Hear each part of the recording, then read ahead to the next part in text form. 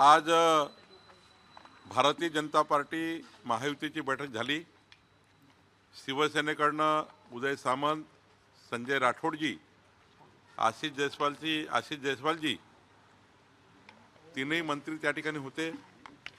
सोबतच अकोला, अमरावती, नागपूर आणि चंद्रपूर या जिल्ह्यातील ज्या शिवसेनेच्या नेत्यांना समन्वयाची जबाबदारी दिली ते सर्व या बैठकीला होते। आणि या बैठकीमध्ये चारही महानगरपालिकेमध्ये भारतीय जनता पार्टी, शिवसेना, महायुतीचा निर्णय झाला आहे। जवळपास अंतिम होत आला आहे।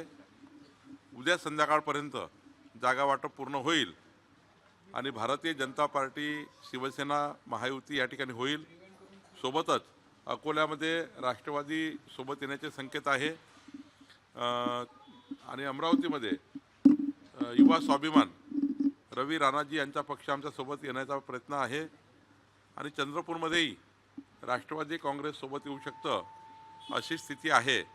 तर मला असं वाटतं की चारही ठिकाणी महायुती जवळपास निर्णय होईल। नागपूरमध्ये मात्र भाजप सेना महायुतीचाच विचार झाला आहे। अजून राष्ट्रवादीची कुठली चर्चा सध्या सुरू झाली नाही। त्यामुळं महायुती महाराष्ट्रामध्ये जी होते आहे त्यामध्ये विदर्भातही या चारही महानगरपालिकेला महायुती होईल अशी स्थिती आहे।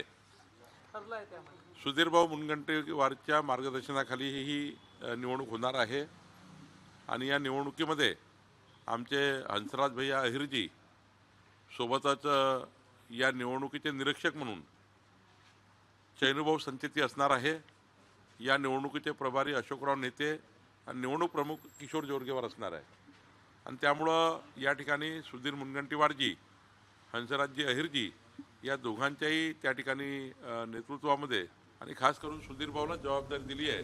त्यांच्या मार्गदर्शनाखाली ही सर्व निवडणूक होणार आहे आणि चैनुभाऊ या ठिकाणी निवडणुकीचं कामकाज बघणार आहे। चंद्रपूरचे उमेदवार ठरवण्यासाठी काही सर्वे करून इलेक्टोरल मेरिटचा पण निर्णय झाला। हो, आम्ही सातही लोक, सुधीर भाऊ सहित आम्ही सर्व सातही, हंसराज भैया आणि सातही लोक या ठिकाणी बसलो होतो। आम्ही एक कॅन्डिडेटची त्या ठिकाणी निवड केलेली आहे आणि आता दोघांचे सहमत झालेलं आहे। चंद्रपूरमध्ये समन्वयाने जागा वाटप झालेले आहे। नक्कीच उद्यापर्यंत किंवा परवापर्यंत यादी जाहीर होईल। ही सगळी जागा वाटप निर्णय होत असताना काही चढ उतार होते का? कुठे काही काही शाब्दिक चकमकी झाल्या नाही, चर्चा झाल्या। चर्चेमध्ये मार्ग निघाले। जर चर्चेमध्ये शाब्दिक झालं असतं आणि काही अजून काही वेगळं झालं असतं तर एवढा वेळ बैठक थोडी चालली असती। 3 तास 3.5 तास चंद्रपूरची बैठक झाली। त्यामध्ये काही खमंग चर्चा झाल्या पण काही अशा वाकड्या तिकड्या चर्चा झाल्या नाही। मला असं वाटतं याच्यातून मार्ग निघाला।